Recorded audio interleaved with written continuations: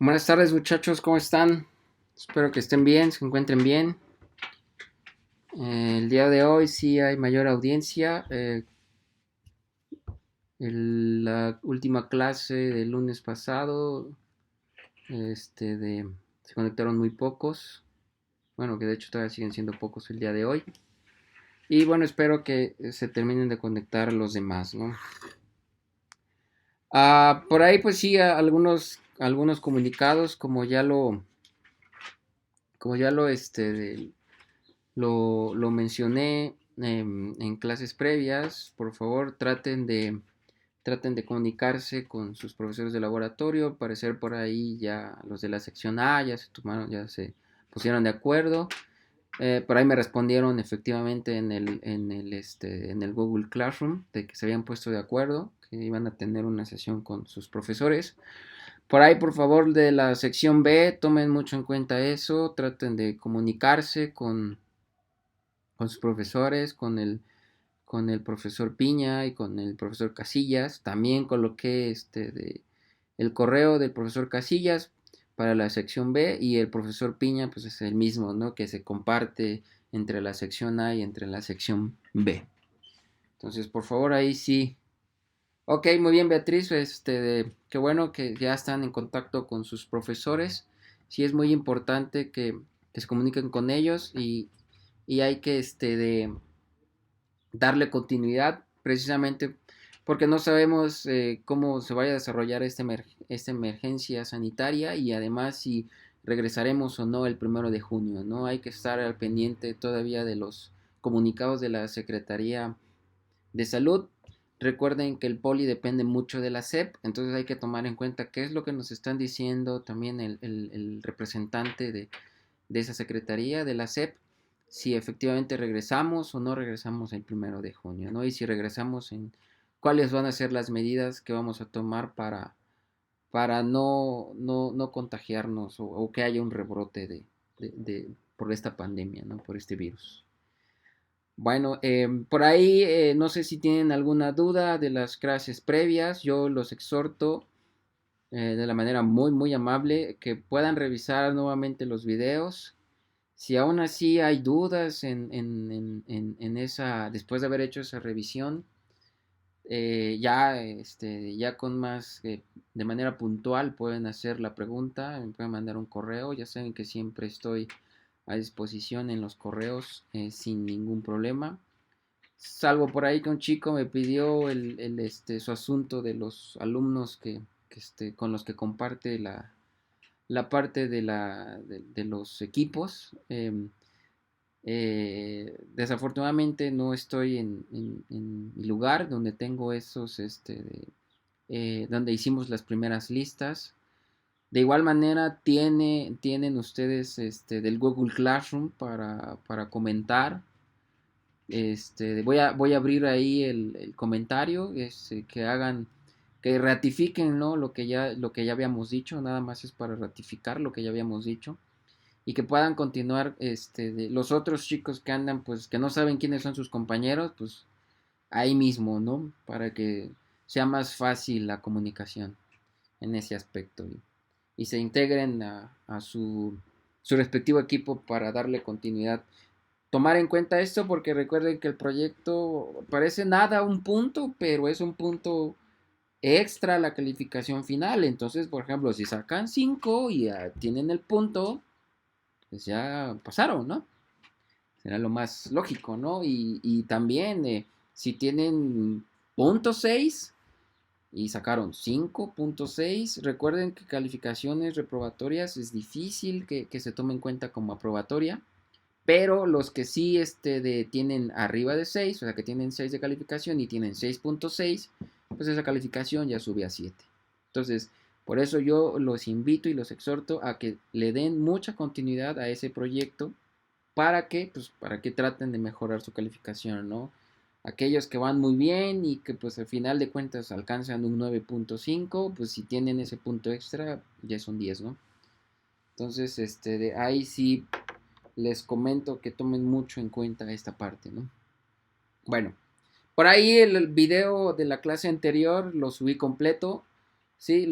Algunos Sí, sí, lo vamos a dejar, la entrega, no va a haber ningún problema. Hasta ahorita no ha habido, o no ha habido no ha habido otro comunicado. Nosotros regresaremos al 1 de junio, pero podríamos tener todavía una semana para ya pensar si regresamos el 1 de junio en las presentaciones. Si no, se tendría que cambiar la estrategia de evaluación, ¿no? O sea, hay que tomar en cuenta cuál va a ser la estrategia de evaluación y ya en su momento se los platicaré, ¿ok? Sí, lo dejamos para el 30 de mayo, no hay ningún problema, ¿no? Como fecha límite de entrega, ¿ok? De ¿Algo más? ¿Tienen alguna duda aparte de?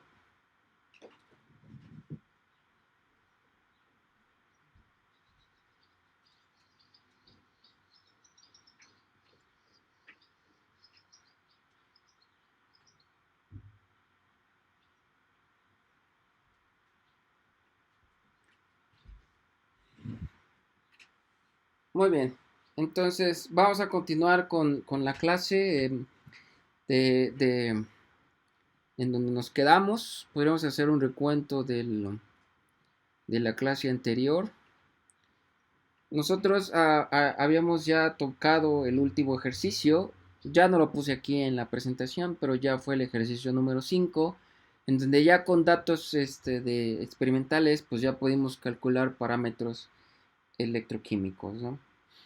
Por ejemplo, el coeficiente de transferencia de carga o la pendiente de Tafel o la densidad de corriente de intercambio. Todos estos datos son muy importantes ya cuando nos acercamos a la parte de electroquímica industrial, ¿no? Entonces, en ese sentido, pues sí, eh, es muy interesante esta parte. Ya cuando tomamos en cuenta todas estas consideraciones, ¿sí? Cuando ya tomamos en cuenta todas estas consideraciones, efectivamente vemos que tiene sentido, ¿no? Entonces voy a volverlo a cargar.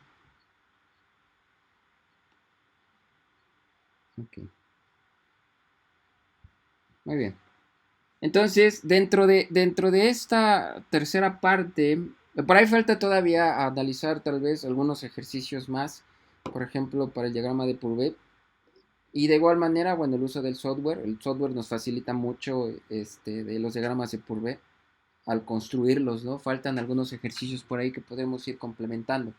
Pero igual podríamos ir avanzando con los demás contenidos. Ya al final lo dejamos en el punto 4 con los ejercicios, ¿no? En esta parte del contenido que vamos a ver en el transcurso de estas semanas y que igual podría de profundizar algunos más, otros tal vez dejarlos a consideración de los chicos que tomaron el tema, pues para que ellos profundicen, ¿no? Para que ellos puedan ampliar esa información y se den cuenta que hay un mundo en la electroquímica que aporta esa información a la parte industrial, ¿no? Que es lo que nosotros como ingenieros químicos pues estamos muy enfocados, ¿no? Ya cuando nos vamos a la industria. Entonces, dentro de los contenidos que tenemos está solamente uno, es el general, electroquímica industrial como tal, pero de aquí lo que vamos a poder ir desglosando son los procesos de electrólisis industrial en los cuales vamos a tener electrorefinación, electrodepositación, electrosíntesis, proceso, en este caso es sosa cloro, la traducción yo lo puse como cloro alcalino, pues normalmente en el ámbito industrial lo conocemos como sosa cloro, y electroremediaciones, ¿no? Ese tema lo voy a dejar para después, hay mucha información todavía que tengo que depurar, pero los primeros 4 puntos de electrorefinación, electrodepositación, electrosíntesis, proceso sosa cloro, son de los más importantes que debemos de tocar en el curso, ¿no? También es en el caso de que hay que hacer el análisis de consumo energético, ¿sí? Y en ese aspecto también hay que tomar en cuenta pues lo que ya llevamos previamente y se van a dar una idea de por qué tanto el primer parcial como el segundo parcial son muy importantes para la parte de electroquímica industrial, ¿no? Finalmente, no lo voy a tocar el día de hoy, pero sí lo menciono, son los arreglos de las celdas electroquímicas, cómo podemos conectar una celda electroquímica. El claro ejemplo es en el laboratorio y Me enfoco mucho tal vez en la práctica número 2, pero es la más representativa en este tipo de arreglos. Nosotros tenemos diferentes celdas, estas celdas están conectadas en serie, una con respecto a la otra, ¿sí? Pero también hay arreglos de electrodos dentro de la misma celda, ¿no? Por ejemplo, para la depositación de cobre, pues los electrodos están conectados de forma paralela, como se conecta comúnmente un sistema electroquímico. Entonces, a esos sistemas los vamos a llamar monopolares o bipolares, ¿no? O sea, vamos a ver esa diferencia, ¿no? Y finalmente cerraremos con los ejercicios, ¿no? Bien, para los procesos de electrorefinación y electrodepositación, estos dos procesos básicamente son o parten del mismo fundamento, aunque tienen propósitos distintos, pero parten del mismo fundamento, ¿no? Para la electrorefinación en principio, antes de entrar a electrorefinación en principio, la electroquímica industrial, que era la introducción que yo estaba dando, pues en la industria moderna no podría actualmente funcionar si no nos basamos en las reacciones o no tomamos en cuenta las reacciones electroquímicas, ¿no? Por ejemplo, este es un proceso para de la oxidación electrocatalítica de serie 3 más a serie 4 más en ácido perclórico, pero estamos utilizando un compuesto orgánico, ¿no? Para poder llevar a cabo este proceso. Aquí solamente les estoy marcando que la celda de electrólisis es la que está colocada o marcada como número 1, ¿sí? De cual vemos que el número 2 es el rectificador, que es este de aquí, que lo estoy marcando en rojo, este es el 2. Esta es la celda electroquímica, ¿sí? Vean de todo el proceso que tienen aquí, ¿sí? Todo esto. La celda electroquímica solamente es una parte de ese proceso, ¿no? Y ustedes están muy familiarizados con este tipo de diagramas. Entonces, lo único que nosotros nos centramos es en la parte electroquímica. Entonces, aquí vamos a liberar hidrógeno, pero este hidrógeno es derivado de la electrólisis, ¿no? El rectificador de corriente, que es el número 2. Los conectores o los conductores electrónicos externos, que son colocado en número 3, ¿sí? Entonces, como ven, esta parte es solamente una porción de todo un proceso de todo un proceso industrial. No tendría sentido si nosotros no utilizamos este previo proceso para alimentar a un reactor ya una reacción catalítica, ¿sí? Seguida previamente de la electrólisis controlada, ¿no? Entonces, por eso es importante la electroquímica industrial, ¿sí? En ese sentido, ¿no? De igual manera, si ustedes quieren hacer un poquito, revisar el libro, lo pueden ustedes consultar. Está ahí, Petrucci. Es General Chemistry, Principles and Modern Applications, ¿no? Es la 11ª edición, es de Pearson del 2017. Si quieren ver la parte, ¿no?, más interesante, más profunda acerca de este proceso. Bien, ya entrando en la electrorefinación, bueno, la electrorefinación como tal de metales, de simplemente nada más, únicamente de metales, implica el depósito de un metal puro en un cátodo de una solución que contiene el ion del metal. ¿Sí? Por ejemplo, en la electrorefinación del cobre, o sea, básicamente vamos a tener la reducción del cobre en el cátodo y la oxidación del cobre en el ánodo. ¿Por qué? Porque vamos a tratar de purificar el cobre que tenemos en el ánodo y lo vamos a depositar en el cátodo, ¿no? Recuerden que este potencial estándar de la celda es de 0.34, ¿sí? De tal forma que el potencial estándar de la celda total pues es 0, ¿no? O sea, este potencial viene dado a potencial del cátodo menos potencial del ánodo, ¿no? Eso ya lo vimos en el primer parcial. 0.34 menos 0.34 pues nos daría un valor de 0, ¿no? Entonces, esto es el principio inicial de cómo vamos a tratar de purificar, en este caso, el cobre. ¿Sí? Entonces, es básicamente el objetivo de purificar un metal, como en el caso, puede ser de cobre, puede ser aluminio, puede ser de zinc. En este caso, el ejemplo más utilizado, o en el proceso en el cual se utiliza más la electrorefinación, es en el caso del cobre. Recuerden que el cobre puede ser extraído de las minas, pero pueden alcanzar un porcentaje de pureza hasta del 95%. En el caso de tuberías, nosotros con esa pureza podemos utilizarlo para, para el uso que se le da para transportar agua, ¿no? En las instalaciones hidráulicas, perdón. Entonces, cuando nosotros queremos conducir la electricidad, pues ese 95% nos genera una resistencia. Entonces, al generarnos una resistencia, lo que tenemos que hacer es tratar de purificar más el cobre para alcanzar de una pureza del 99.997%. Y entonces ya este uso ya es un uso para instalaciones eléctricas. Entonces recuerden que este tipo de procesos, pues, ¿por qué entraría dentro de la electrólisis industrial? Entra porque si nosotros hacemos la pregunta, en la electrorefinación del cobre, yo puedo tener en el cátodo la reducción del cobre y en el ánodo la oxidación del cobre metálico. ¿Sí? Hasta ahí es la base de cómo lo entendemos. Sin embargo, cuando yo trato de llevar a cabo esto a la vida real, o sea, a la parte real industrial, pues no voy a tener el tiempo de eliminar el oxígeno que contenga la celda, ¿no? O no voy a poder eliminar tampoco la contribución de una segunda reacción. Entonces, en ese sentido, la pregunta es, ¿cuál sería el potencial de la celda si se produce oxígeno? En este caso, pues sabemos que la reducción del cobre 2 más va a pasar a cobre 0, ¿sí? Pero si en dado caso producimos nosotros oxígeno, ¿sí? Este sistema, la electrorefinación, normalmente se da en medio ácido, ¿sí?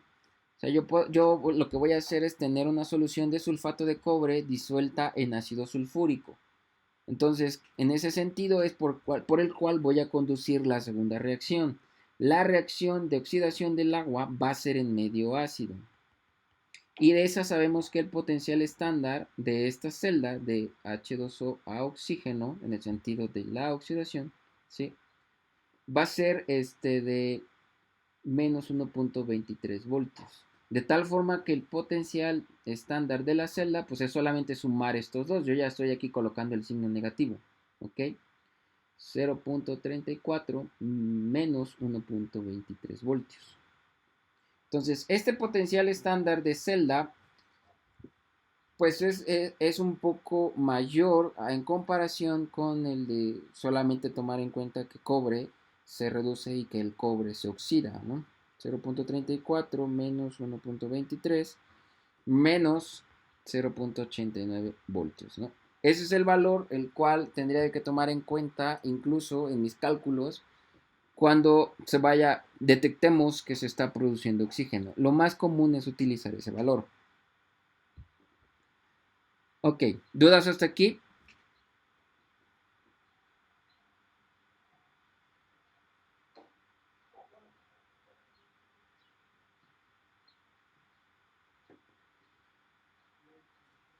Ok, muy bien. Esto básicamente ya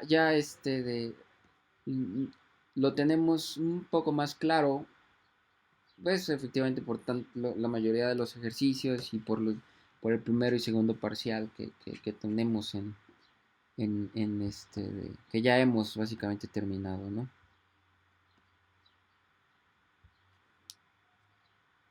Ok.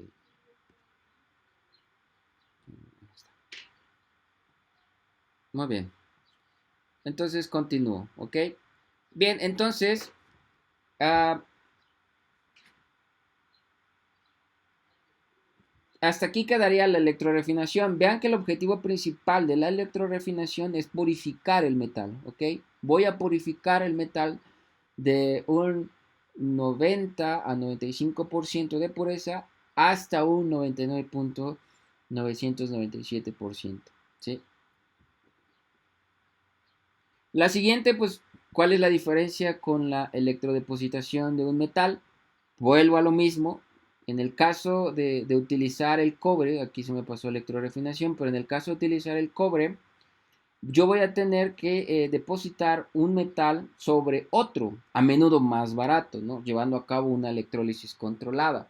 De igual manera, puedo yo aplicar el metal de cobre que previamente lo recuperé, ¿sí? Lo recuperé de chatarra, o sea, de hacer una recolección de metal. Y a ¿qué es lo que le hago? Bueno, pues efectivamente lo que trato de hacer es, con una solución piraña o una solución ácida, formar el ion. O sea, del metal que lo tengo, de la forma en cómo lo recuperé, ¿sí? Lo que voy a hacer es tratar de disociarlo en una solución ácida, o sea, corroerlo de tal manera que lo voy a llevar a cobre 2 más. Entonces, en ese sentido, pues vuelvo a aplicar lo mismo. Voy a utilizar la recuperación del cobre. En algunos casos la electrodepositación se utiliza para mejorar, para empezar con los electrodos, se utilizan electrodos de plomo. Y sobre el electrodo de plomo deposito el cobre hasta cierto espesor. Una vez formado ese espesor de cobre, retiro ese cobre y ahora ya tengo mi electrodo de cobre con una alta pureza que posteriormente lo voy a utilizar en la electrorefinación. Entonces son dos de procesos que están vinculados y que además pueden ser llevados a cabo dentro de la industria de la producción de cobre. ¿Sí? Entonces es exactamente el mismo principio. Ahora, ¿cuál es el objetivo principal para la electrodepositación? Bueno, la electrodepositación, su objetivo principal es para propósitos decorativos o proteger metales de la corrosión. Como lo comenté, yo puedo depositar cobre, puedo depositar plata, puedo depositar cromo, puedo depositar zinc. Pero si ustedes observan con respecto al cromo y con respecto al zinc, su característica de utilizarlo o el objetivo principal es que me van a servir para proteger a un acero, ¿sí?, de la corrosión. Entonces yo puedo depositar cromo, puedo depositar zinc y voy a inhibir o voy a disminuir la velocidad de corrosión para esa pieza. En este caso, tengo el zinc, ¿sí? El zinc. Y si ustedes revisan esta página, ¿sí?, se van a dar cuenta que hay una variedad interesante de productos que se pueden zincar. Así es la forma en cómo lo conocemos en la industria, zincado. Hay una gran variedad de productos que se pueden zincar, ¿sí?, con el objetivo de protegerlos de la corrosión. Y en algunos casos también los podemos niquelar, ¿sí?, para igual protegerlo de la corrosión, ir formando capas para que entre capa y capa hay una mayor adherencia y posteriormente pudiera yo depositar, si hago un niquelado, después puedo hacer un cromado. Y entonces juego con los colores de los óxidos, ¿sí? Hay todo un proceso para hacer esta parte. Los chicos que se vayan a involucrar con la parte de electrorefinación pueden ver esto de incluso anodizado, ¿sí?, en forma decorativa.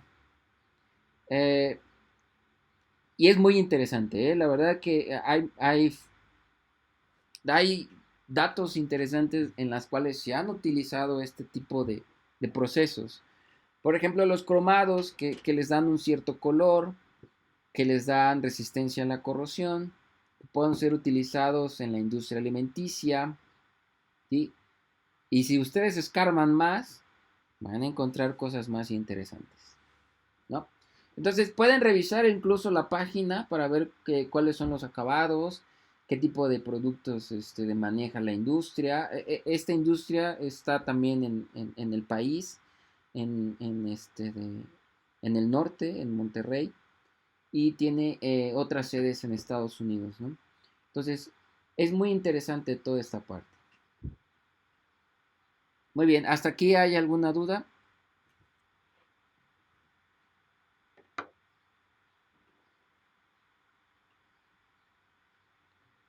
¿No? Ok. Bueno, Eso es por la parte de electrorefinación y electrodepositación. Es interesante tratar de rascarle un poquito a esta parte. Incluso, aunque no lo puse ahí, lo puedo comentar. Para hacer este tipo de procesos, nosotros tenemos que hacer estudios previos en laboratorio y ahí hay que utilizar la celda Joule. La celda Joule nos sirve para determinar la corriente óptima que me va a definir un acabado. Eso se ve por ahí de la práctica, si mal no estoy, la 7 o la 8, no recuerdo ya, pero es de las últimas, en donde ustedes hacen diferentes baños, de depósito, ¿sí? Ya sea en este caso electrodepositación, o sea, van a depositar níquel, van a depositar cobre y normalmente utilizan una placa de latón para hacer sus acabados, para definir cuál es el acabado. La geometría más utilizada de la celda Joule pues es la trapezoidal. Sin embargo, en la literatura se encuentra uno incluso con otros tipos de sistemas, como puede ser el cilíndrico. Entonces, hay, digamos que diferentes diseños para poder hacer un mismo proceso. Sin embargo, que eso también va a depender de la forma en cómo estén conectados en la celda real, o sea, en nuestro proceso industrial. Sí, entonces en el caso de electrorefinación y electrodepositación, como habían unas imágenes por ahí en donde teníamos los electrodos colgando, sí, estoy acá. Estos son los electrodos de cobre, ¿no?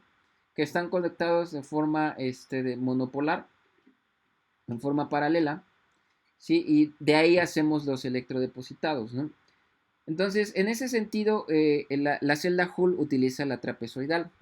¿Por qué? Porque los electrodos siempre van a estar de frente a frente. Y lo único que van a variar en el lado diagonal del trapezoide, pues va a variar la distancia de ánodo a cátodo. Eso va a poder ayudar a que ustedes determinen la densidad de corriente óptima. Y cuando vayan a hacer ahora sí el acabado, pues entonces aplican esa densidad de corriente, determinan cuál es el área geométrica que van a depositar y sustituyen en la densidad de corriente, afectan esa densidad de corriente por el área a cubrir y ya tendríamos la intensidad de corriente que se tiene que aplicar en un rectificador de corriente. ¿Sí? Entonces todos estos procesos pues son interesantes desde el punto de vista industrial porque pueden ser acabados decorativos, como ya lo dijimos, puede ser para purificar un metal que se utiliza con mayor pureza, por ejemplo, en la industria eléctrica. Se puede utilizar también para protección a la corrosión, ¿sí? Los anodizados, por ejemplo, del aluminio, se forman capas de aluminio y de ahí se trata de oxidar ese aluminio para que pues, se proteja la superficie del metal. Y ya de ahí la industria pues, se ha encargado de darle más de valor agregado, por ejemplo, que un color verde, que un color amarillo, un color azul, y eso ya va jugando por ejemplo, con el cromo, en ese caso. Ahora, la electrosíntesis es otro de los procesos de electrólisis industrial, aunque nadie me ha preguntado por qué procesos de electrólisis industrial. Mm, Recordarán cuando nosotros hicimos los diagramas de Purvé, que en el diagrama de Purvé, si esto es a condiciones suaves, 100 grados ya son condiciones suaves, pero si lo hacemos a 25 grados centígrados, el diagrama de Purvé, pues no podemos quitar la contribución del hidrógeno y el oxígeno que se forman a partir al promover la electrólisis controlada. Entonces, todos estos procesos industriales, pues parten de esa idea. ¿Por qué? Porque tengo que hacer una electrólisis controlada y en donde en algún momento voy a tener reacciones parásitas que no son de mi interés, pero no las puedo eliminar en ese momento, sino que tratar de aumentar la selectividad del ánodo o del cátodo, ¿no? Por ejemplo, si en la electrólisis controlada, sin tener que llevar a cabo ningún proceso de electrorefinación o electrodepositación, yo estoy produciendo hidrógeno y oxígeno.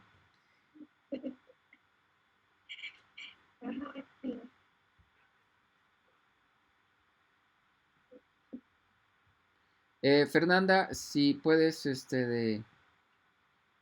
apagar tu micro.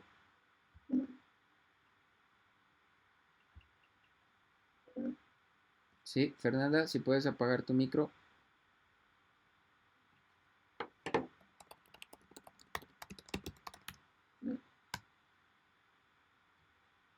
Ok. Bien, entonces, en ese sentido, yo hago la electrólisis buscando en un principio formar hidrógeno y oxígeno. Pero cuando yo hago ya estos procesos industriales, tengo que tomar en cuenta que debe de haber una selectividad hacia el proceso que quiero llevar a cabo.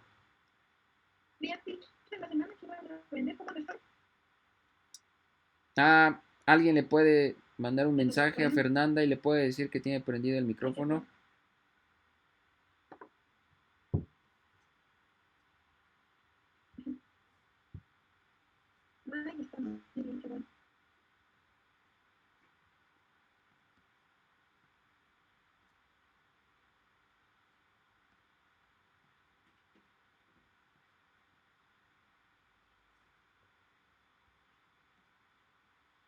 Ok, bien. Entonces, como les comentaba, ¿no? Entonces, nosotros tenemos que hacer una electrólisis controlada para producir hidrógeno y oxígeno. Cuando llevo a cabo este tipo de procesos, como son en medio acuoso, no voy a poder eliminar completamente la contribución de la formación de sea del hidrógeno o del oxígeno en esa electrólisis al aplicar esa diferencia de voltaje. Entonces, en ese sentido, yo tengo que tener mayor selectividad en mis electrodos para la reacción de interés. En el caso del cobre, pues tengo que tener mayor selectividad hacia depositar cobre en el cátodo, ¿no? Si no tengo esa selectividad adecuada, pues voy a tener que, como lo estoy llevando a cabo en medio ácido, voy a producir hidrógeno. O sea, hay dos reacciones que se están llevando a cabo en el mismo electrodo de forma paralela. La depositación de cobre 2 más a cobre 0 y la producción de gas de hidrógeno, ¿no?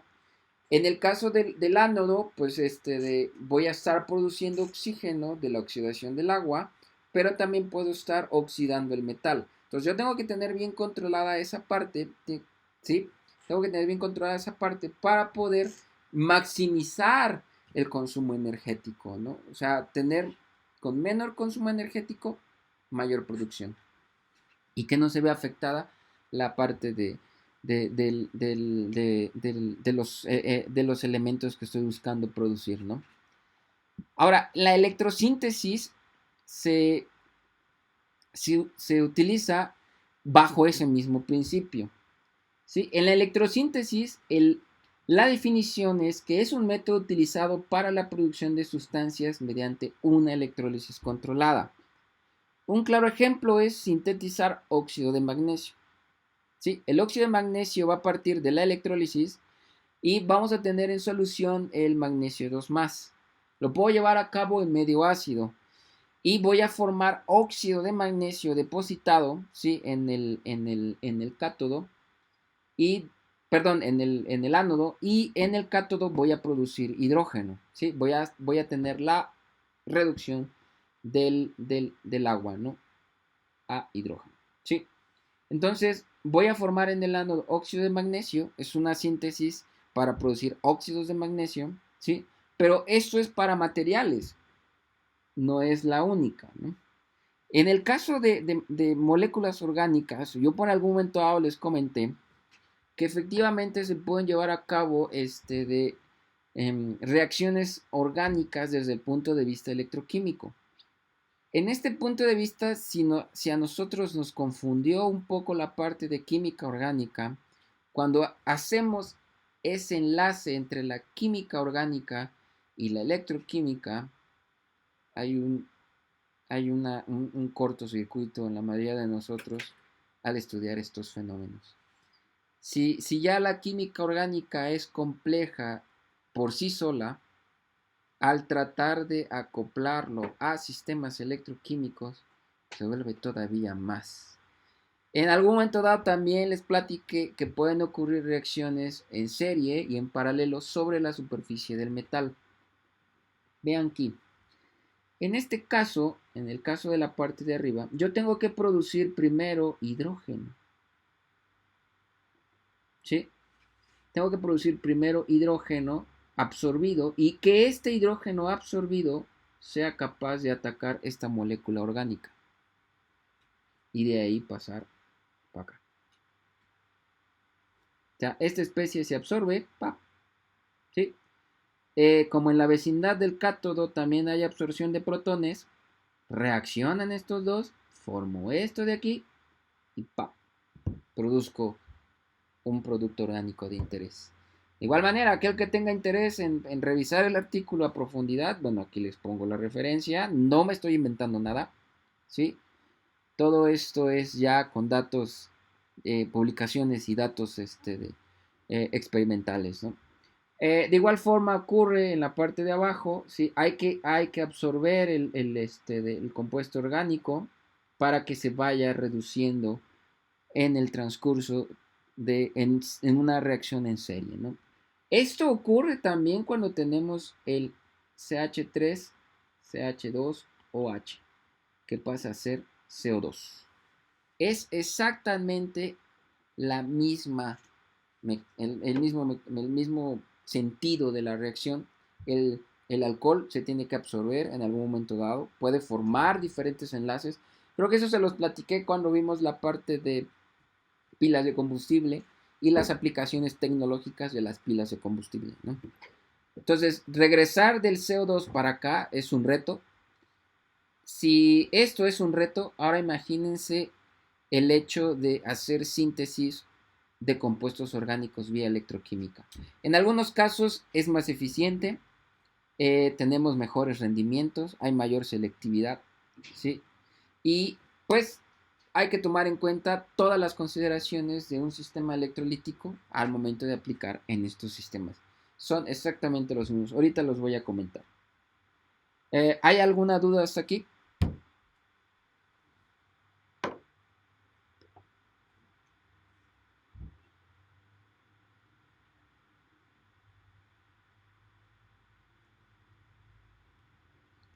Muy bien, chicos.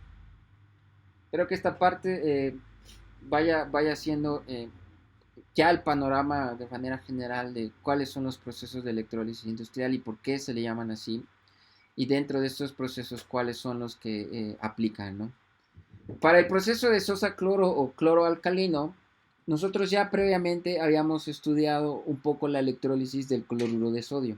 En su momento observamos en ese análisis, en el ejercicio de ese análisis, que vamos a producir cloro y dependiendo de la sal, vamos a producir hidróxido de sodio o hidróxido de potasio.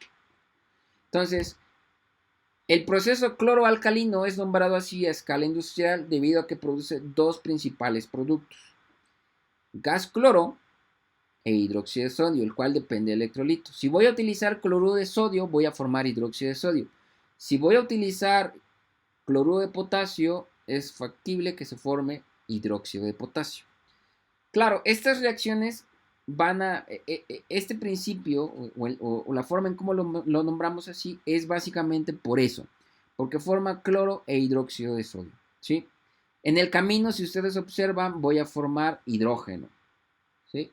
Que es otro reactivo con un valor agregado, es un vector energético. Esto lo puedo meter en una pila de combustible y voy a formar de la pila de combustible más oxígeno, ¿cierto? Agua. Y voy a generar energía, ¿no? Entonces hay que tratar de eficientar todo ese tipo de sistemas y tratar de acoplarlos es otra idea, ¿no? Entonces, en este sentido, pues el potencial estándar de la celda para esta reacción pues es de menos 2.19 voltios. Eso también en su momento lo dedujimos, calculamos el valor, vimos las semireacciones, hicimos la suma de la reacción del ánodo con la reacción del cátodo y de igual manera calculamos el potencial estándar de la celda. Esto se lleva a cabo en dos grandes procesos. En las diagramas que les estoy mostrando aquí, se pueden partir en dos. Esta diagrama esta celda es uno de diafragma y hay otras que pueden ser como membrana. O sea, este proceso como lo muestro en esta diapositiva que marca aquí una celda de diafragma, también puede ser llevada a cabo en una celda de membrana, ¿sí? La cual me permita esa movilidad de iones de un lado hacia otro.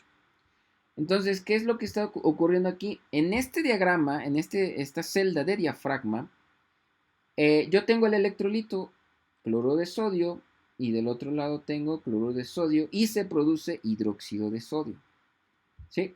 Entonces, la reacción es la misma que vimos anteriormente en la diapositiva, que ya pasó en la 14. Entonces, el proceso es producir gas cloro, ¿sí?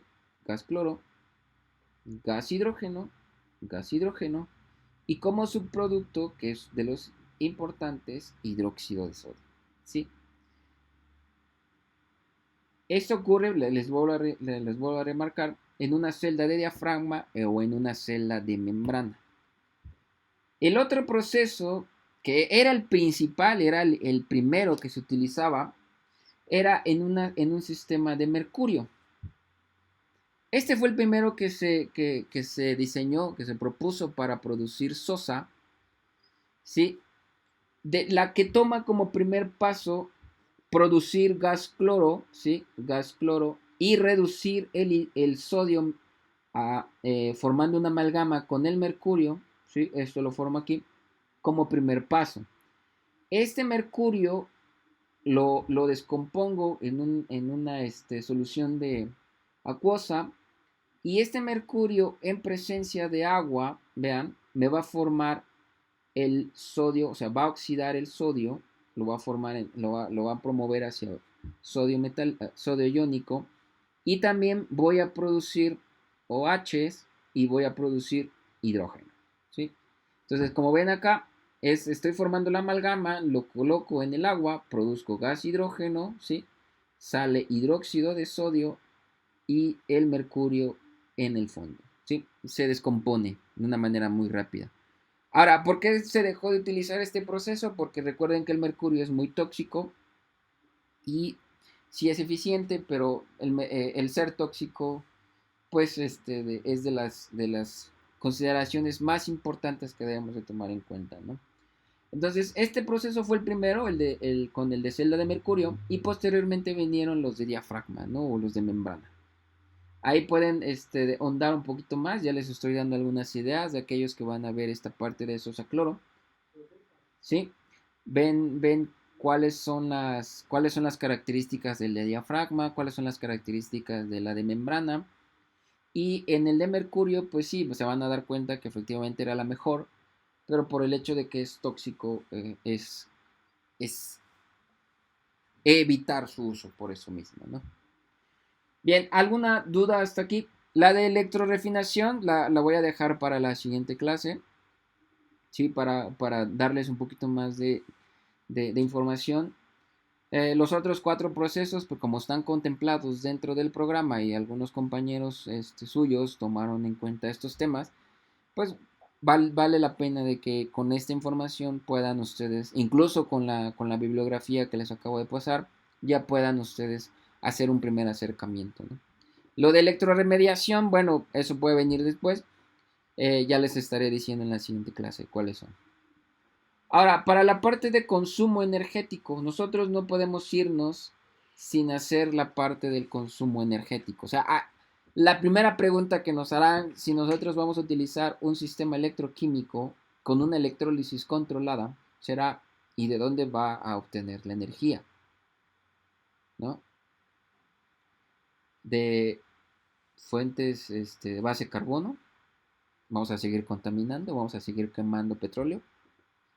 O sea, es la primera pregunta que salta, ¿no? Cuando utilizamos electroquímica. ¿Cuál es la fuente principal de energía que alimentará al sistema electroquímico para promover la reacción? Entonces, en ese sentido, pues esto ya es otro curso. El consumo energético y la parte de cómo voy a alimentar energía, pues ya tiene que ver con de sistemas alternos o energías alternas, más bien. Ahí hay que hacer otro curso, ¿eh? Pero sí se pueden utilizar energías híbridas, ¿no? Por ejemplo, yo puedo conectar mi planta, se me ocurre, de electrodepositación, ¿sí? Con paneles solares. Puedo tener ahí un campo de paneles solares que me suministren la energía necesaria para llevar a cabo ese proceso. ¿ya? O puedo utilizar de fuente hidráulica, energía hidráulica, puedo utilizar de térmica incluso también, energía térmica, para ver la forma de cómo transformo la energía a electrones, ¿no? O sea, esa energía química que manejamos mucho en electroquímica, ese proceso de transferencia de carga. Entonces, en el consumo energético hay que tomar ciertos aspectos importantes. Son 7. Estos los van a encontrar en el libro de Pletcher, Industrial Electrochemistry, que de igual manera yo en algún momento se los compartí, ¿sí? Dentro de toda la bibliografía. Entonces, son 7.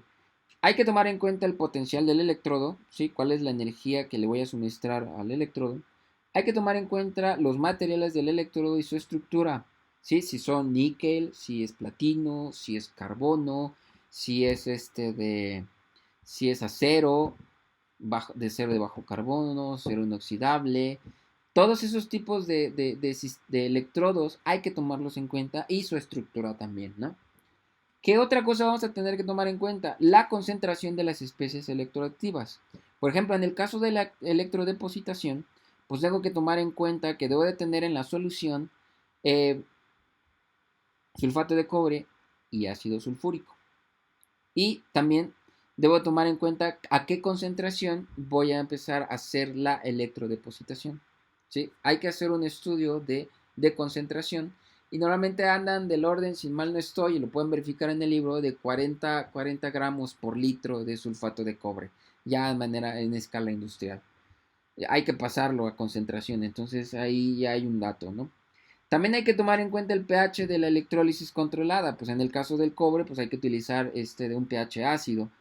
¿Por qué? Porque recuerden que el sulfato de cobre se disocia o tiene mejor constante de disociación en medio ácido y sí hay medios en medio alcalino que puedan hacer la depositación de cobre, pero también hay que verificar si es más eficiente en medio alcalino que en medio ácido. En la mayoría de los casos, en electrorefinación y electrodepositación son medios ácidos. ¿Sí? Sí hay en medio alcalino, no quiere decir que no, pero hay que también tomar otras consideraciones, como por ejemplo también la temperatura. La temperatura y la presión de la celda electroquímica. Para el de cobre no es necesario, ¿verdad? Pero para el del hidrógeno, para el de sosa cloro, ahí sí es importante la presión, ¿sí? Y la temperatura a la cual estoy llevando, porque acuérdense que de manera termodinámica, temperatura y presión, pues normalmente están ligados, ¿no? También hay que tomar en cuenta el régimen de transporte de masa. Eso que a ustedes les dio mucho dolor de cabeza también, si es flujo turbulento, si es flujo laminal, si está en la zona de transición, si el número de Reynolds me permite definir a qué velocidad lo voy a suministrar en el sistema. Eso también hay que tomarlo en cuenta. ¿Por qué? Porque recuerden que así como hay diferentes diseños en catálisis, en el diseño de reactores, que puede ser un flujo continuo, que puede ser uno de leche fluidizado, que puede ser de uno de batch. Todo eso también viene a repercutir en la parte de electroquímica, ¿sí? Tal vez no todo como tal, pero los aspectos más importantes en un reactor electroquímico recuerden que son corriente y potencial, ¿no? Súmenle lo demás, que puede ser tiempo de residencia en la celda, ¿sí? El número de Reynolds, ¿sí? Si voy a manejar un flujo turbulento o me combino un flujo laminal. Que de eso hay muchos ejemplos también que en su momento se los propuse para pilas, ¿no? Pilas de combustible o para generar electricidad. Recuerden que hubo ahí en un momento que les puse uno de sistemas microfluídicos en donde utilizaban un flujo laminal. ¿Para qué? Para evitar primera, para evitar que se mezclen y segunda, para que formen una interfaz entre los dos líquidos, de tal manera que no tenga yo que utilizar de una membrana, ¿no? Recuerden que meterle membrana, meterle otro aditamento a la celda, aumenta la resistencia. Eso lo vamos a ver un poquito más adelante, ¿no? Entonces, el régimen de transporte de masa es importante, el diseño de la celda es importante. Si va a ser un diseño de rectangular, si va a ser un diseño de circular, Si va a ser un lecho fluidizado, voy a poder tener el electrodo, ya sea el cátodo en la parte de abajo, el ánodo en la parte de arriba, y el flujo del líquido lo puedo suministrar en medio de estos dos electrodos, ¿sí? Incluso puede ser este tipo como jeringa, ¿sí? Flujo pistón. Entonces hay que tomar en cuenta todo eso, ¿eh? Eso ya ustedes lo pueden complementar. La parte que yo les voy a dar es la parte de electroquímica, la médula del reactor, ¿sí? Y de cómo nos podemos apoyar en ello para hacer cálculos, ¿no? Entonces, el diseño de la celda, ¿no? Recuerden que si en reactores primero tenían que determinar la ecuación de cinética, la ecuación cinética, para después de ahí partir al diseño de la celda, al diseño del reactor, es exactamente igual, ¿no? Tal vez en los sistemas electroquímicos vamos a tener en mente que siempre va a haber un cátodo y que siempre va a haber un ánodo, ¿no? Y en la mayoría de los sistemas actuales, eh, por ejemplo, ya hay sistemas en serie, ¿no? Lo que sale de una celda lo suministramos en otra y así vamos conectando dos distintas celdas, ¿no? Ya son diseños, ¿no? Son diseños de celdas. Bien, para la parte del consumo energético, ¿sí? El consumo energético, tomando en cuenta la definición de energía y potencia eléctrica, que fue lo que vimos en el primer parcial. Si ustedes recordarán, la definición de energía eléctrica era potencia por tiempo y la definición de potencia eléctrica era voltaje por intensidad, ¿cierto? Entonces, aquí podemos sustituir de voltaje, intensidad y tiempo. Para la parte de la intensidad, hay que tomar en cuenta la ley de Faraday, ¿sí? Entonces, si la ley de Faraday está contemplando una eficiencia de corriente en el ánodo o en el cátodo, pues esa se va a ver reflejada en el consumo energético. Vean aquí en la ecuación, ya después de haber hecho esta deducción y sustituido cada uno de estos parámetros que les acabo de decir, potencia, energía eléctrica, perdón, así como está de la ecuación, pues las unidades son kilowatt hora por kilogramo. Si voy a hacer cobre, pues va a ser kilogramo de cobre, ¿no? Electrones transferidos. En este caso, la reacción de interés. ¿Cuál es? Por ejemplo, para el de cobre 2 más a cobre 0, transfiero 2 electrones. El voltaje aplicado. Este voltaje aplicado, ahorita vamos a hacer una ampliación, pero es el voltaje total del sistema.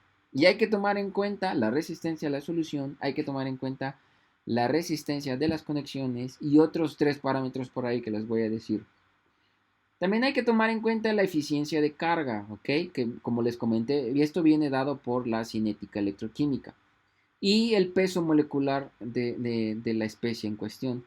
Entonces, para que me quede, por ejemplo, en kilowatt hora por kilogramo de cobre, pues tengo que sustituir 2 electrones, constante de Faraday. ¿Cuál es el voltaje que están aplicando aquí? Va a depender mucho de qué tipo de proceso, si es electrorefinación, si es electrodepositación.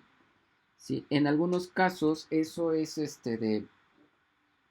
para electrorefinación, 0.3 voltios, ¿no? 3600 para de horas a segundos, una eficiencia del 95, por decirlo así, y el peso molecular del cobre, ¿no? Entonces, eso sería el consumo energético tomando en cuenta la eficiencia, ¿ok? Ahora, para desglosar cada uno de estos, el que les dije que fue el del voltaje, nos vamos a voltaje total del sistema. Este voltaje total del sistema está involucrado en la conexión entre ánodo y cátodo, ¿sí? Entonces, ¿qué tengo primero? Potencial de celda. Este potencial de celda lo voy a ejemplificar en otra diapositiva. Por el voltaje total va a ser la suma, ¿sí? Del potencial de celda menos la sobretensión anódica menos la sobretensión catódica menos la intensidad por la resistencia de la solución menos la intensidad por la resistencia de las conexiones, ¿sí? Vamos a tomar en cuenta estos 4 factores, 1, 2, 3, 4, 5 factores principales. Vean el caso de que esta misma ecuación, si yo utilizo una celda electrolítica y una celda galvánica, siguen cumpliendo con la definición del valor del signo, ¿no? La definición del signo. Si es un sistema electrolítico, de entrada, ¿qué signo tiene? En un sistema electrolítico, por experiencia, nuestro potencial de celda es de signo negativo. ¿Sí?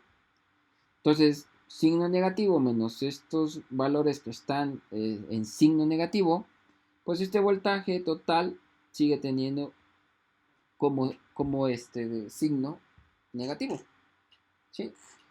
¿Qué quiere decir? Que yo suministro energía al sistema. O sea, seguimos cumpliendo con la misma definición de que un sistema electrolítico le suministra energía por el simple hecho de que el potencial total sigue siendo negativo.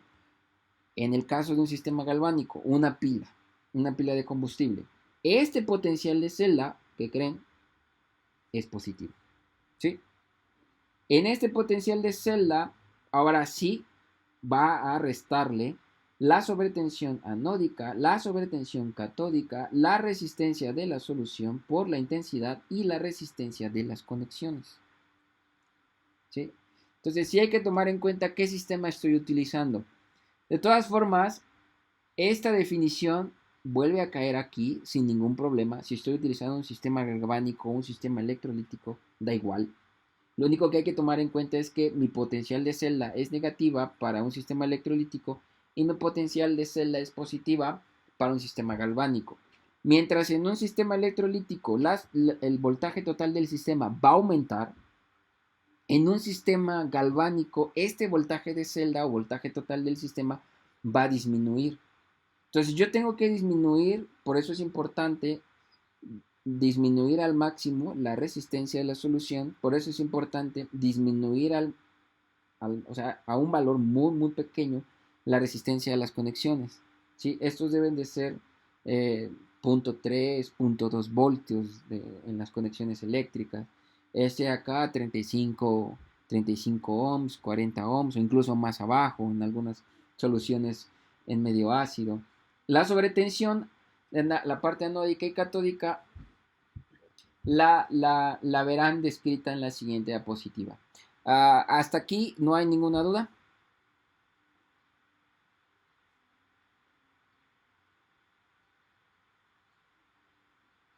Chicos, hasta aquí no hay ninguna duda. O sea, seguimos en esta ecuación principal, ¿eh? En este de aquí. Solamente que ahora me estoy enfocando en el voltaje. ¿Ok? Entonces, una vez que ya definí que el potencial de celda, ¿quién la gobierna?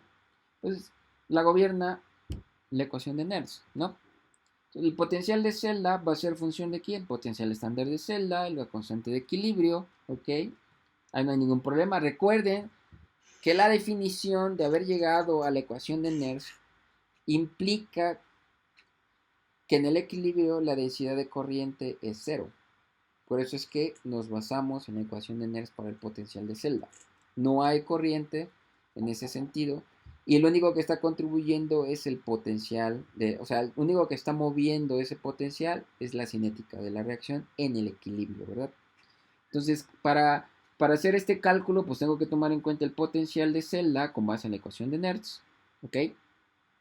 Y ya tengo este, ¿sí? Si es galvánico, si es si es electrolítico,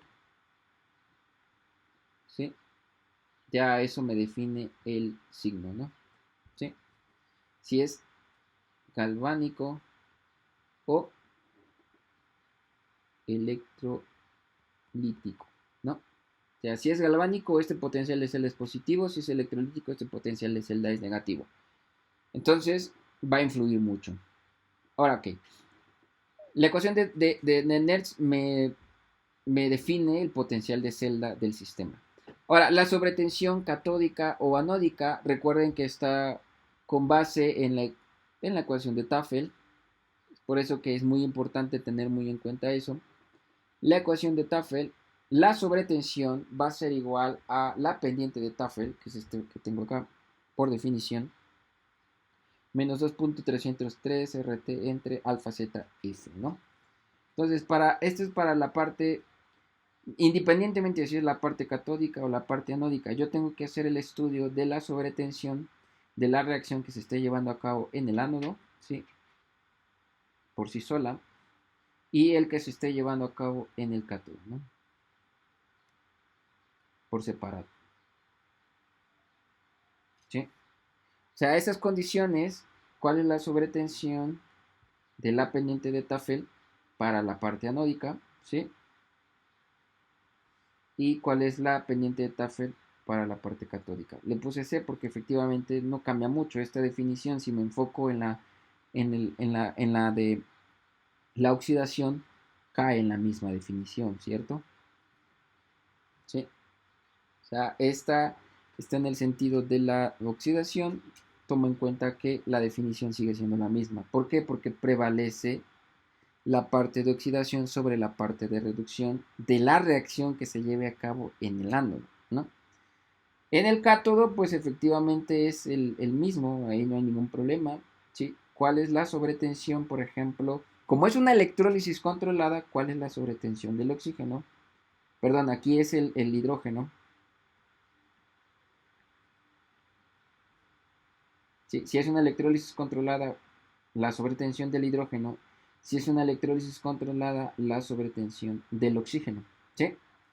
Entonces voy a tener la sobretensión del hidrógeno y del oxígeno que van a influir en este cálculo al momento de sustituirlo. Aquí debo de sustituir la del, la del oxígeno y aquí debo de sustituir la del hidrógeno, ¿sí? El proceso que se esté llevando a cabo, cuál es la sobretensión para el oxígeno aquí, cuál es la sobretensión para la activación en la parte del cátodo. Entonces, de esa forma ya puedo sustituir todas las ecuaciones. Acá, ¿sí? Ya tengo el potencial de celda definido por la ecuación de Nernst. Ya tengo la sobretensión en el ánodo. Ya tengo la sobretensión en el cátodo. Y de ahí pasaría yo, por ejemplo, a determinar cuál es la resistencia de la solución. Recuerden que eso ya lo hicimos en el primer departamental, en donde teníamos que definir cómo calcular la resistencia de la solución y eso pues también está ligado con la práctica de conductividad, ¿sí? Que hicieron en el laboratorio, ¿no? Cómo medían la conductividad y ahora de ahí cómo puedo extrapolarlo a la parte industrial, ¿no? Recuerden que la conductividad va a depender mucho de la resistencia y de la distancia que contenga los electrodos de ánodo a cátodo, ¿no? Espero que no haya ninguna duda, espero que esta parte esté clara. ¿Dudas? ¿Comentarios? Los arreglos de la celda junto con electroremediación lo dejo en la siguiente clase. ¿Alguna duda hasta aquí? ¿Algún comentario?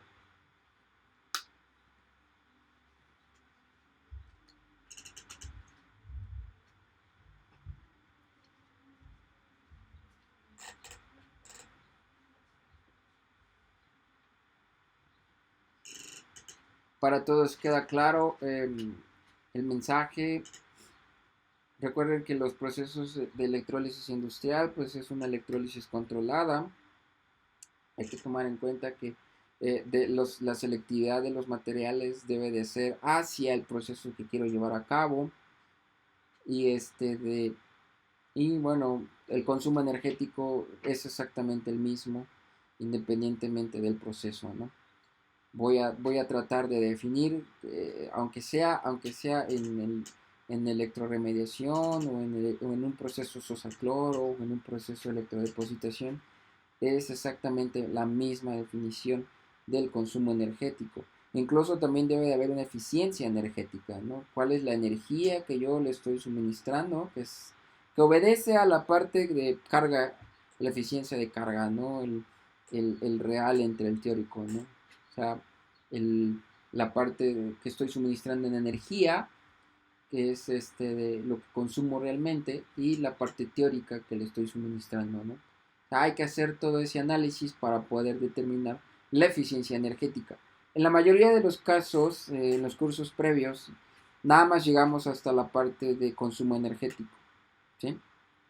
No vemos de cálculos de eficiencia energética, pero estaría interesante tratar de tomarlo en cuenta, sí, de tenerlo en cuenta, para que recuerden ustedes que así como se le saca, como se determina la eficiencia en un proceso industrial, cuando ya tienen diferentes equipos, sacan la eficiencia de producción, la eficiencia en consumo, de los insumos, ¿sí? Cuánto calor, etcétera, etcétera. Todo ese balance energético, pues también no es distinto de la parte de la electroquímica, ¿no?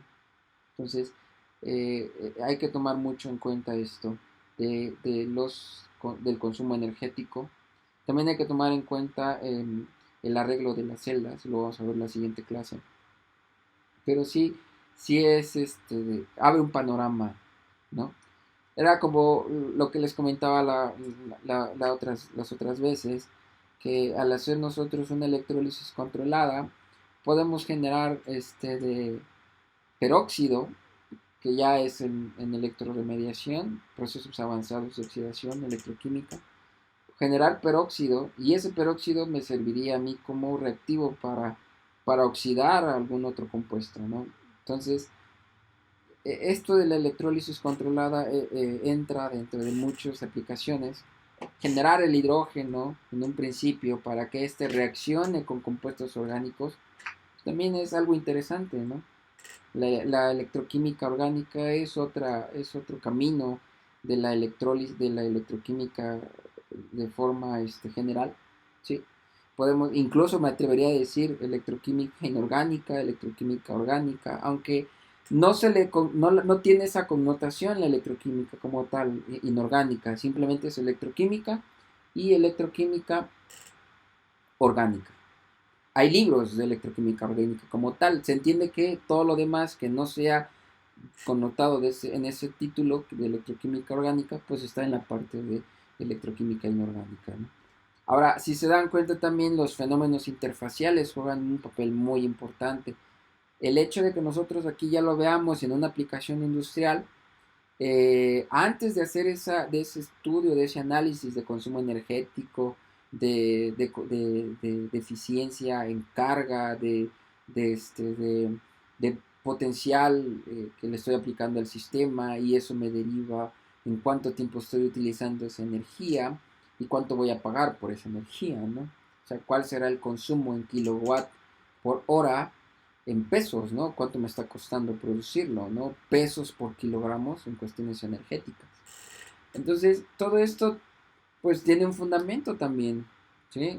Al irnos a la parte medular de la celda electroquímica, pues nos tenemos que enfocar a la parte básica y fundamental de los procesos electroquímicos, que eso también lo vimos en la parte de cinética, ¿no? Hay que tomar en cuenta los tres fenómenos interfaciales. Y eso repercute mucho cuando hago este escalamiento en la parte industrial, el arreglo, el diseño de la celda. Entonces sí hay que tomar mucho en cuenta los cursos previos, hay que tomar mucho en cuenta esa parte, la cinética hay que tomarla mucho en cuenta, porque eso también va a depender cuánta energía le voy a suministrar al sistema. Ahora recuerden que la resistencia a la solución también es importante. Si la resistencia a la solución es muy alta, difícilmente voy a poder utilizar este sistema para un escalamiento industrial. Si ya de por sí en escala laboratorio me genera un consumo energético considerable, ya 2-3 voltios ya es considerable, ahora imagínense llevar eso a escala industrial, se vuelve un número muy grande, ¿no? Entonces, esta parte de consumo energético lo vamos a ver ya más reflejado en los ejercicios. Falta, les digo, lo de electroremediación y lo de arreglo de celdas electroquímicas, ¿no? El arreglo de celdas electroquímicas simplemente son dos, lo verán ya con detalle, e independientemente de ese arreglo, pues podemos hacer el mismo análisis del consumo energético. ¿Tienen alguna duda hasta aquí?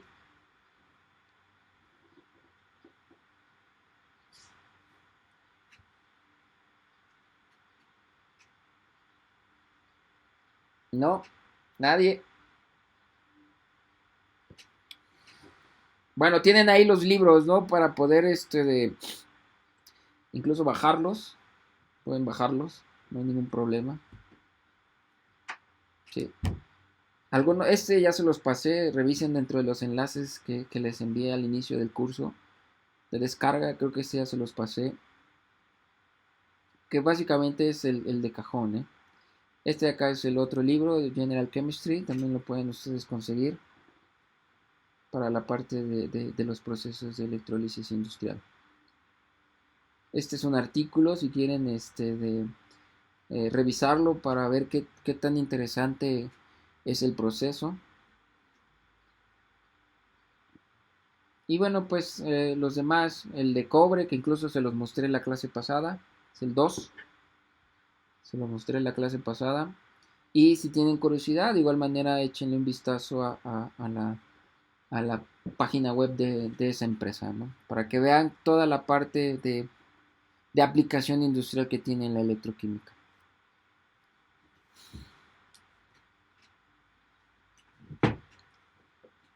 Ok, ¿no hay dudas?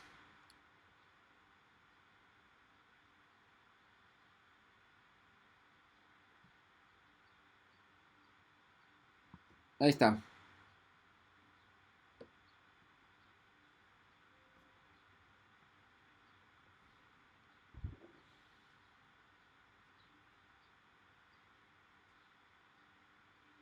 ¿Sí?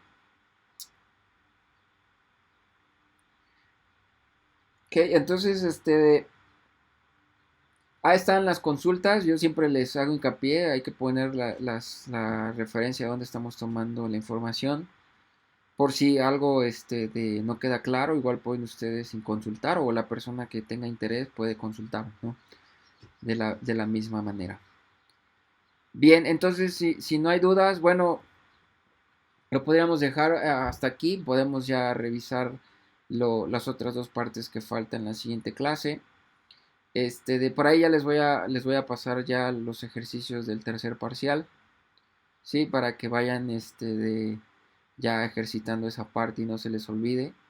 Les vuelvo a hacer, los vuelvo a exhortar, revisen los videos que previamente ya he subido dentro de la plataforma de YouTube, para que si alguna duda o algo no queda claro, pues ahí están los videos también, ¿no? Y ya de esa manera no, no pierden mucho el tiempo tal vez en esa comunicación que tengamos y le mando un correo de aquí que me responde el profesor, pues ya pudieron revisar el video y ya la duda podría ser más puntual, ¿no? Ya de alguna aplicación más interesante que no esté contemplada dentro del curso. ¿Ok, chicos? ¿Sí? Bueno, si no hay ninguna duda, pues entonces ahí está la ventana, aquellos que van a ver esta parte de electrorefinación, electrodepositación, los procesos de sosa cloro o cloro alcalino, ¿no? De pueden empezar ahí a tomar en consideración estas referencias y de ahí pueden incluso hacer de una expansión más de la información, expandir más la información. Para los de Sosa Cloro les paso, por ahí hay un handbook, lo pueden buscar, handbook de cloro alcali en inglés, obviamente, para que lo bajen, si lo encuentran, pues ya de ahí tendrán mucha información también. Y hay que actualizar, ¿no? O sea, nada más porque ya les pasé esta información, hay que buscar la información un poco más actual, qué es lo que hay en la industria, por ejemplo, del cobre, qué hay en la industria del cobre actualmente, quién lo produce en mayor escala, cuáles son las empresas a nivel nacional, igual las de Sosa Cloro, cuáles son las empresas que trabajan en este rubro. Incluso eso les sirve a ustedes si en el transcurso de cuando salgan de la carrera tienen inquietud de buscar trabajo en ese campo, pues la información ahí está, ¿no? Es lo que siempre les he dicho. No me sirve nada más a mí, esto es para todos, para ustedes. En algún momento dado pueden enviar solicitud en esas empresas, ya las conocen, ya saben que manejan y ya ustedes van con un mayor conocimiento antes de entrar, ¿no? Bueno, está bien. Si ya no hay ninguna duda, pues entonces nos vemos la siguiente clase, chicos. Cuídense mucho, estén al tanto de los comunicados, por favor. No pierdan de vista lo que diga el doctor Gatell, no pierdan de vista lo que diga el secretario de Educación Pública. Traten de no de hacerse ideas hasta que no veamos un comunicado, como siempre les he dicho. Hasta que no veamos algo en papel, todo lo demás es ciencia ficción. Si no lo vemos en papel, en un comunicado oficial, todo lo demás es ciencia ficción. ¿Ok? Entonces, enfóquense en esa parte. Cuídense ustedes, cuiden a su familia. Traten en este momento de ampliar más sus conocimientos. Lean un poco más. Bájense algún libro, algo de literatura que los despeje, algo que les llame la atención, incluso hagan lo que les guste. Si quieren jugar, pues en sus ratos libres pónganse a jugar un rato, despéjense, pero no pierdan el hilo conductor y regresen a las actividades académicas para tener más energía, ¿no? O sea, está bien, nos podemos distraer un rato para relajar la mente, o sea, todos nos sirven, y después a echarle otra vez de energías al curso, ¿ok? Muy bien, está bien chicos, pues entonces cuídense, estamos en comunicación, cualquier cosa ahí estoy en los correos, ¿ok? Y pues nos vemos el viernes, ¿no? Si no hay, que se me atraviesca, por ahí se me pasó como el viernes pasado que era el puente, bueno, si no, pues, de todas maneras nos vemos el viernes que viene, ¿ok? Hasta luego chicos, cuídense mucho, que estén bien, hasta luego, bye, hasta luego.